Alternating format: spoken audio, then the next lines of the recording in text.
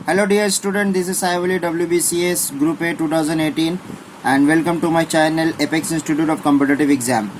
Today we will discuss about the Vedic age, but before starting the discussion please subscribe my channel और आपको अगर video अच्छा लग रहा हो तो प्लीज़ वीडियो को लाइक करें, शेयर करें और कमेंट ज़रूर करें। तो मैं डायरेक्टली इस टॉपिक पे आता हूँ। आज का जो टॉपिक हम लोग का वो है द वैदिक एज, जिससे बहुत सारा क्वेश्चंस आता है, बहुत सारी कम्पिटिटिव एग्ज़ाम में आता है। तो देखिए, जैसे कि आप देख सकते हैं यहाँ पर कि वैदिक एज को जो है डिवाइड किया गया दो हिस्सा में, क्लासीफाई किया गया इसको दो पार्ट में। पहला है अर्ली वैदिक पीरियड और दूसरा है लेटर वैदिक पीरियड। तो अर्ली वैदिक पीरियड को हम लोग ऋग्वैदिक पीरियड भी बोलते हैं, क्योंकि इसी वक्त जो है इस टाइम में ऋग्वेद जो है कंपोज किया गया था। और बाकी जो वेद है, यानी कि आपको पता है कि टोटल 4 वेद है, ऋग्वेद, सामवेद, यजुर्वेद एंड अथर्ववेद। तो ऋग्वेद जो है basically compose between the period 1500 BC to 1000 BC and other जो 3 वेद है यानी कि सामवेद, यजुर्वेद एंड अथर्ववेद, वो सब कंपोज किया गया है लेटर वैदिक पीरियड में, यानी 1000 BC टू 600 BC। अब आर्यंस का रिलेटेड बहुत सारा थ्योरी है कि आर्यंस आखिर इंडिया में आए तो कैसे आए। तो देखिए, पहला जो है सेंट्रल एशियन थ्योरी, जो बहुत ज़्यादा इंपॉर्टेंट और सबसे ज़्यादा इंपॉर्टेंट थ्योरी है, ये जो है दिया है मैक्स मुलर ने। तो ये आपको याद रखना है, क्वेश्चन हमेशा ही आता रहता है, पूछता है कि who give the central Asian theory regarding the Aryans. तो answer will be Max Muller. Next important theory is arctic region theory of Aryans was given by BG Tilak. तो बीजी तिलक ने ये आर्टिक रीजन का थ्योरी दिया है कि basically the Aryans were from arctic region. Next, doctor AC Das said that original cradle of Aryans was Sapta Sindhu. तो ये भी आपको याद रखना है कि AC दास ने सेप्टा सिंधुआ बोला है कि आर्यंस लोग का जो है ओरिजिनल होम जो था सेप्टा सिंधुआ था। सिमिलरली RC मजुमदार ने कहा है south Russia is the cradle of the Aryans. तो ये भी आपको याद रखना है, क्रेडल लैंड जो है RC मजुमदार ने आर्यंस लोग का साउथ रशिया को बताया है। सिमिलरली हमारे स्वामी विवेकानंद ने कहा है कि Aryans as exclusive Indian in his book historic tradition of India. इनका एक बुक था हिस्टोरिक ट्रेडिशन ऑफ इंडिया, उसमें स्वामी विवेकानंद ने कहा है कि आर्यंस जो है वो लोग बाहर से कहीं बाहर से नहीं आए थे, वो लोग इंडियन ही थे। उसके बाद जो बहुत ज़्यादा इंपॉर्टेंट एक क्वेश्चन है, हमेशा ही ये क्वेश्चन आता ही रहता है, पूछता है कि Aryans were firstly settled at. सबसे पहले आर्यंस कहाँ पर, इंडिया में कहाँ पर आकर सेटल्ड हुए। तो आपको याद रखना है इसका आंसर पंजाब। उसके बाद the holy book of Iran Zend Avesta indicates entry of Aryans to India by Iran. तो होली बुक जो ईरानियन यानी पारसियों की जो किताब है, मुकद्दस किताब, जिस तरह मुसलमानों की मुकद्दस किताब कुरान है, सिमिलरली अगर बुद्धिस्ट की बात करें तो त्रिपिटका है। इसी तरह आपको याद रखना है कि पर्शियन यानी पारसियों की जो है मजहबी किताब, मुकद्दस किताब का नाम है ज़ेंड अवेस्टा। तो ज़ेंड अवेस्टा में ये कहा गया है कि आर्यंस लोग जो है ईरान के थ्रू इंडिया आए थे। उसके बाद हम लोग आते हैं उसके पॉलिटिकल यानी आर्यंस लोग के पॉलिटिकल ऑर्गेनाइजेशन पे।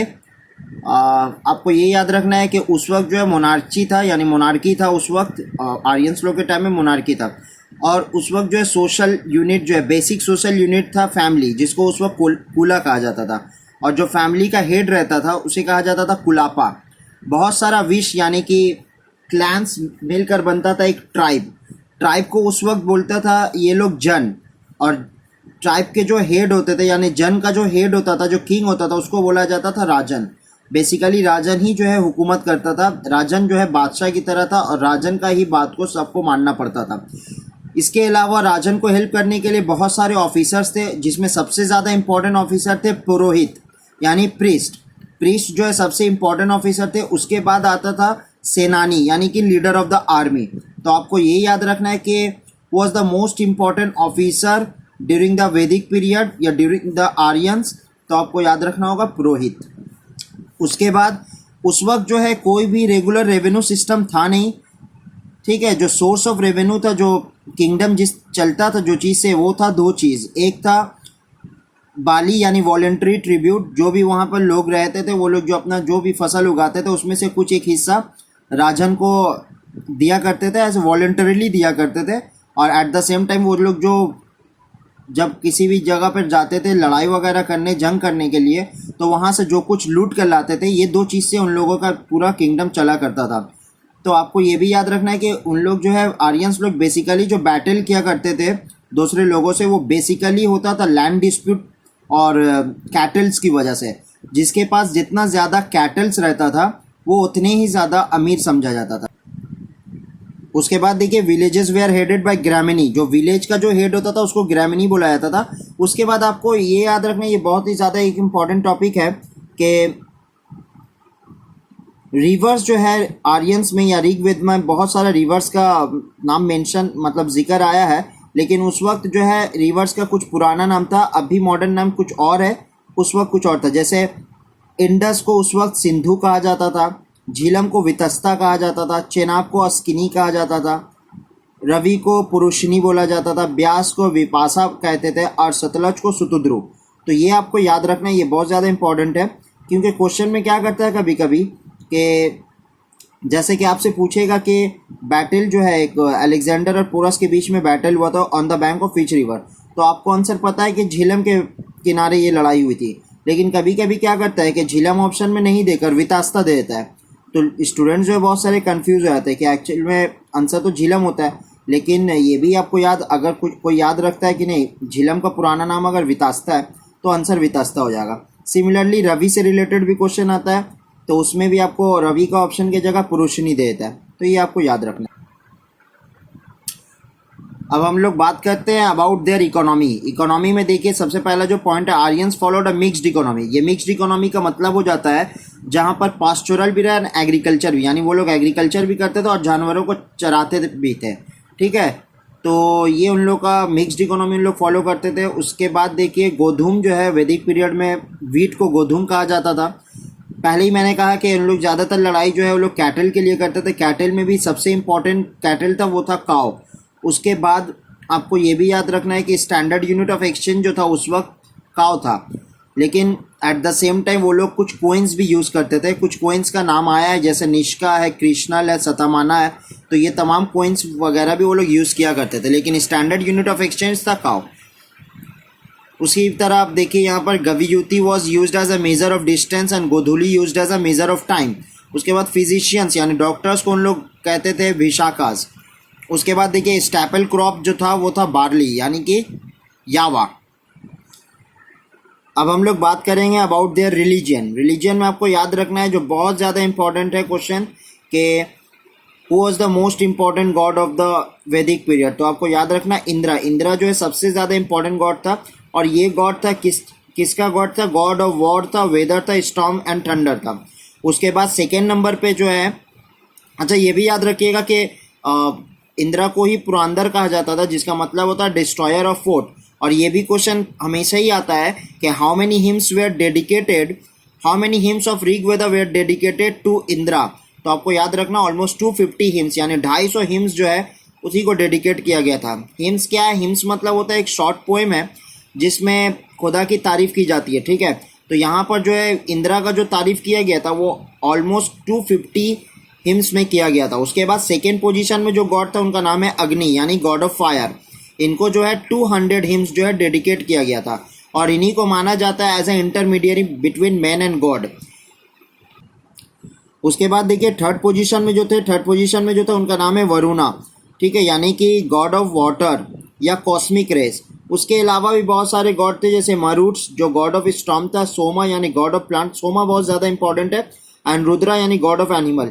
अदर देन डैट कुछ फीमेल गॉडेस भी थी जैसे अदिति यानी goddess of eternity, Usha goddess of dawn, and Nirriti goddess of decay and death. तो आपको ये भी याद रखना है कि मेल गॉड के साथ साथ फीमेल गॉडेस भी थे। अब हम लोग बात करते हैं ऋग्वेदा के बारे में। ऋग्वेदा से भी बहुत सारा क्वेश्चंस आता रहता है, जितना पॉसिबल क्वेश्चन जो हो सकता है वो मैंने यहाँ पर लिखा है और मैं आप लोगों को एक्सप्लेन भी कर देता हूँ। First one is the Rigveda is the oldest book of the world. इसको फर्स्ट टेस्टामेंट ऑफ मैनकाइंड भी बोला जाता है। ऋग्वेदा को जो है बेसिकली 10 बुक में यानी 10 चैप्टर में डिवाइड किया गया है। हर एक बुक को, हर एक चैप्टर को कहा जाता है मंडला। ये क्वेश्चन हमेशा ही आता है कि how many hymns are there in Rigveda. तो आपको याद रखना है 1028, ठीक है, 1028 हिम्स जो है, 1028 हिम्स जो है टोटल ऋग्वेदा में है। सिमिलरली अब मैंने अभी कहा आप लोगों को कि इसको 10 मंडला में डिवाइड किया गया है, तो जो इम्पोर्टेंट मंडला है जिससे क्वेश्चन आता है, जैसे कि थर्ड मंडला में फेमस गायत्री मंत्र है, तो यहाँ से बहुत सारा क्वेश्चन पूछता है कि famous Gayatri mantra is in विच मंडला, या फिर पूछता है कि हु कंपोज द गायत्री मंत्र। तो आपको याद रखना है विश्वामित्र ने जो है गायत्री मंत्र को कंपोज किया। At the same time Gayatri mantra is dedicated to which god, तो आपको याद रखना है गॉड ऑफ सन, और अगर नाम पूछता है तो याद रखिएगा सावित्री।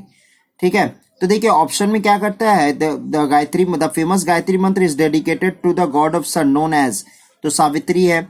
ऑप्शन में सूर्य भी दे देता है, तो बेसिकली क्या होता है कि सन सोचकर हम लोग सूर्य ऑप्शन टिक कर देते हैं, जो गलत है। आपको यहाँ पर याद रखना है कि गॉड का जो नाम था, यानी कि जो गॉड ऑफ सन थे उसका नाम था सावित्री। उसके बाद देखिए सेवेंथ जो मंडला है, सेवेंथ मंडला में है बैटल ऑफ 10 किंग्स के बारे में। अब ये बैटल ऑफ 10 किंग्स क्या है, ये 10 किंग के बीच में एक लड़ाई हुआ था on the bank of the river Ravi. ठीक है, जो बेसिकली हुआ था कैटल एंड लैंड डिस्प्यूट की वजह से, और उस बैटल को जो है जीते थे किंग सुदास। तो आप लोगों को ये तमाम चीज़ें याद रखना अबाउट बैटल ऑफ 10 किंग्स। तो ये जो जितना भी डिस्क्रिप्शन है 10 किंग्स का बैटल के बारे में वो 7th मंडला में। सिमिलरली आपको याद रखना 9th मंडला जो है उसमें जो है गॉड ऑफ प्लांट, यानी कि एक प्लांट्स के गॉड को डेडिकेट किया गया जिसका नाम है सोमा, जिसे इंटॉक्सिकेटिंग ड्रिंक निकलता था। उसके बाद देखिए द 10th मंडला यानी कि लास्ट मंडला, जिसको हम लोग पुरुषोक्ता हिम भी कहते हैं, इसमें पूरा कास्ट सिस्टम के बारे में लिखा हुआ है। तो ये भी बहुत ज़्यादा इंपॉर्टेंट क्वेश्चन है, हमेशा ये क्वेश्चन पूछता है। उसके बाद hymns of Rigveda were recited by Hotri, ये भी क्वेश्चन आता है। और लास्ट क्वेश्चन जो है, Max Muller was the first person who translated Rigveda into English, तो मैक्स मुलर ने ऋग्वेदा को इंग्लिश में ट्रांसलेट किया था। तो यहाँ पर मैं अपना पहला पार्ट जो है वैदिक के एज के बारे में पहला पार्ट को यहीं पर मैं ख़त्म करता हूँ। होपफुली आप लोगों को वीडियो अच्छा लगा होगा।